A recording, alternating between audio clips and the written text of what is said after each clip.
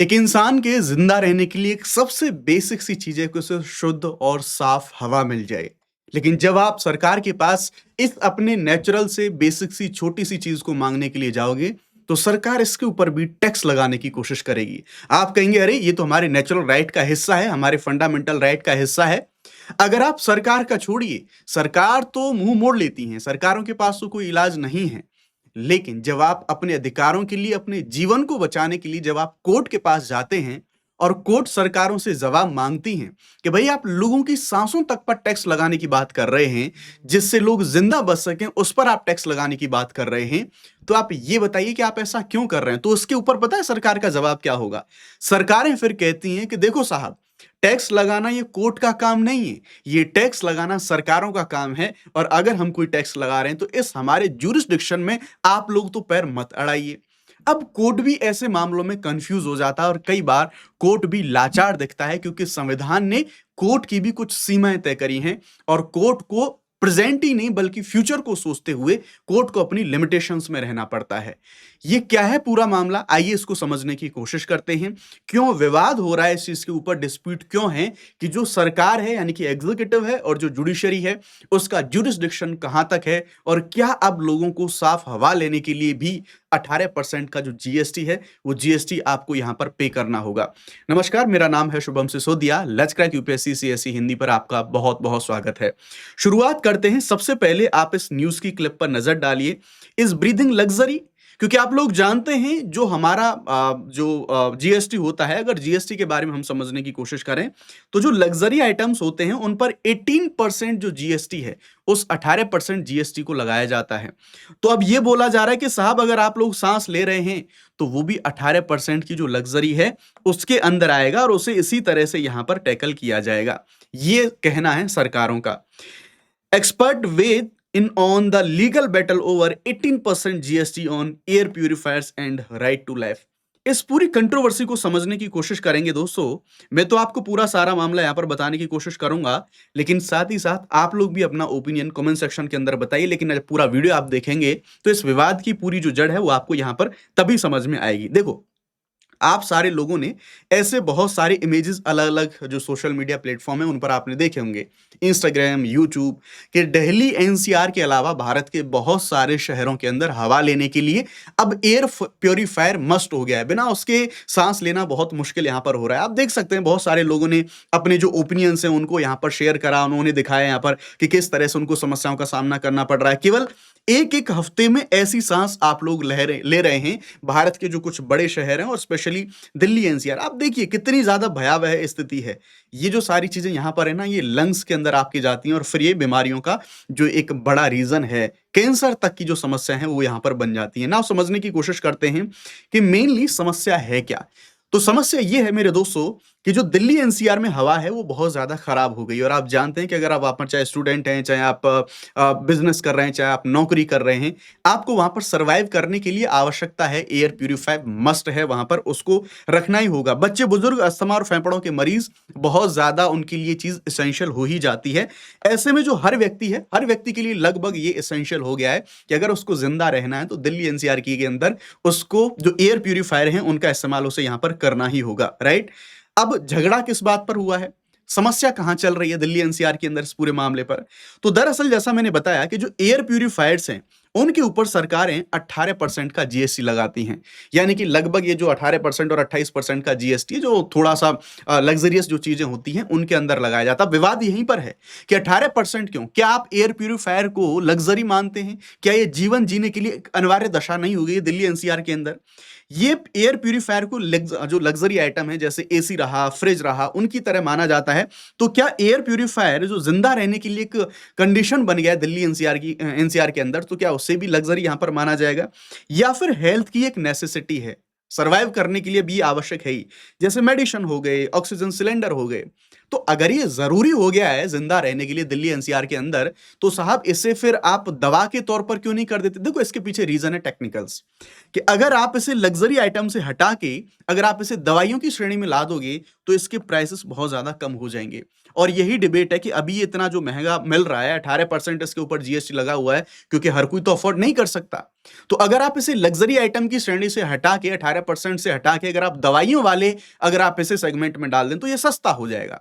और इसी चीज़ को लेके सारा का सारा पहुँच गया, जो दिल्ली हाई कोर्ट है, दिल्ली हाई कोर्ट के अंदर ये पूरा का पूरा मामला हमें यहाँ पर देखने को मिलता है। नाउ कोर्ट के क्या प्रेसिडेंट्स हैं, उनको समझने की कोशिश करेंगे कि कोर्ट का यहाँ पर क्या कहना है। देखो, सरकार ये कह रही है कि जो टैक्स के रेट तय करने का काम है ना, वो सरकार का है। कोर्ट हमें ना बताए कि हमें क्या करना चाहिए इस मामले में।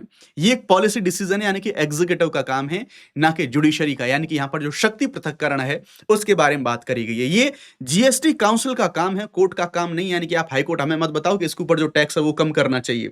अगर टैक्स को कम ज्यादा करेंगे, यानी कि कोर्ट अगर कुछ ऐसा करेगा, तो ये सेपरेशन ऑफ द पावर, उसका वायलेशन होगा।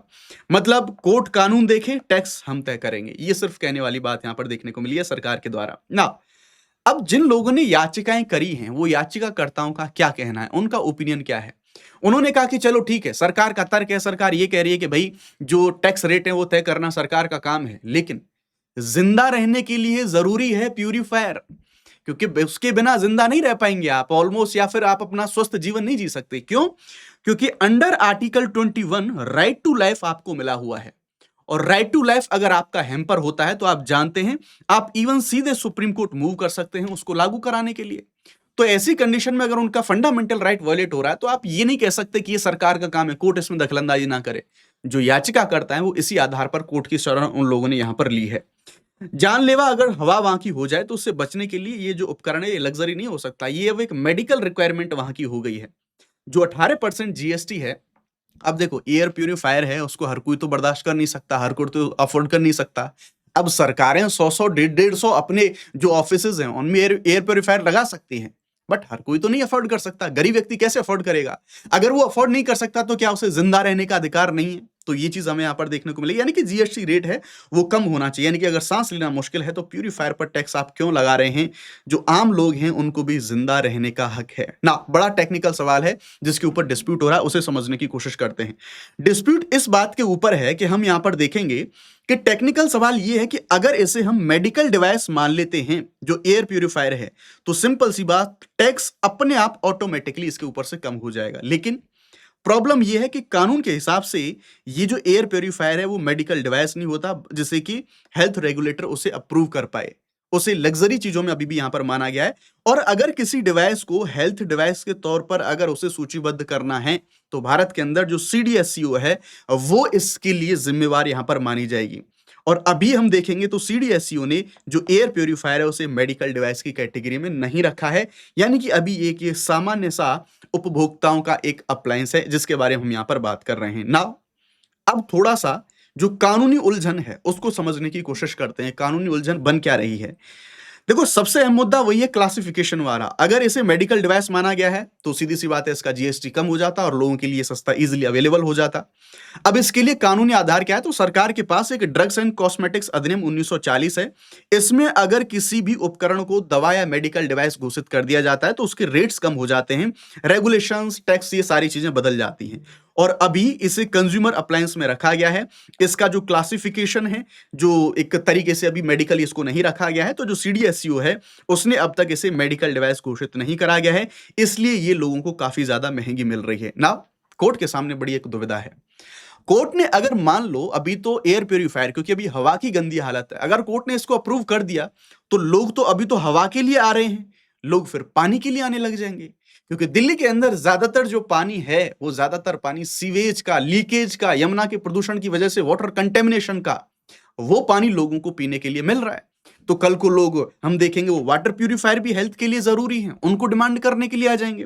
फिर जो ऑर्गेनिक फूड है वो भी हेल्थ के लिए, क्योंकि जो आप खाना खा रहे हैं उसमें दुनिया भर के रसायन, पेस्टिसाइड, वो सब मिले हुए हैं। दुनिया भर के जो सैंपल्स हैं वो फेल होते हैं, फिर आप उनके लिए कोर्ट पहुंचेंगे कि ये भी अंडर आर्टिकल 21 आता है। योगा मैट रहा, और जो साथ ही साथ अलग अलग चेयर रही, हेल्थ सबके लिए जरूरी है। तो सीधी-सी बात है हर इंडस्ट्री कोर्ट में चली आएगी कि इसको भी सस्ता करो या फिर ये सस्ता हो गया, महँगा हो गया। इससे पूरा का पूरा जो जीएसटी सिस्टम है वो यहाँ पर गड़बड़ा सकता है। कोर्ट के सामने एक यहाँ पर ये सबसे बड़ा डर यहाँ पर बना हुआ है। ना अब और क्या यहाँ पर समस्याएँ हैं? तो सरकार का एक और डर है यहाँ पर।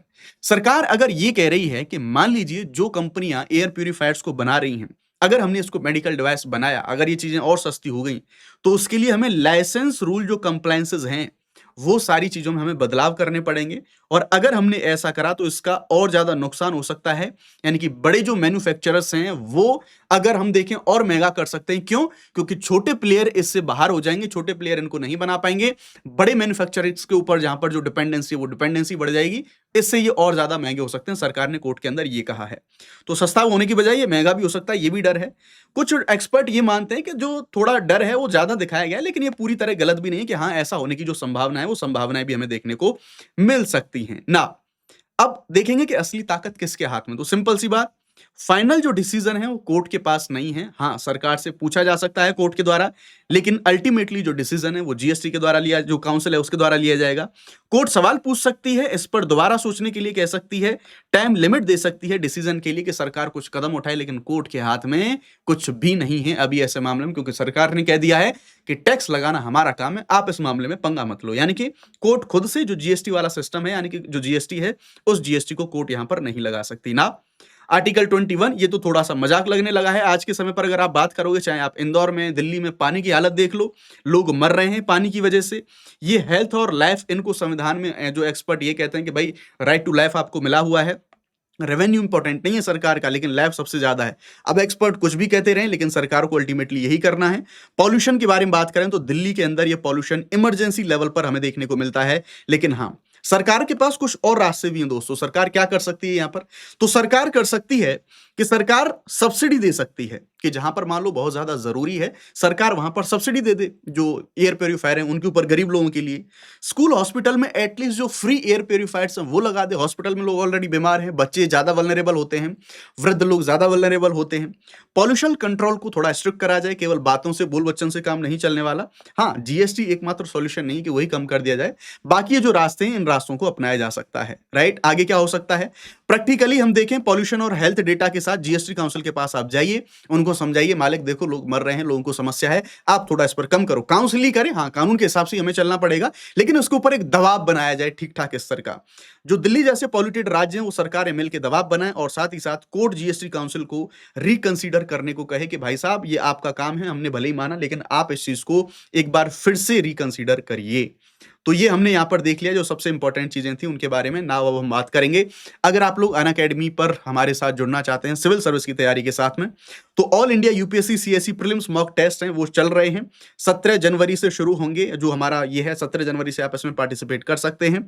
ये सुबह 9:30 से 2:30 बजे वाले इस टाइम पर चलेंगे टेस्ट हैं, रजिस्टर कर सकते हैं, लिंक डिस्क्रिप्शन में दिया गया है।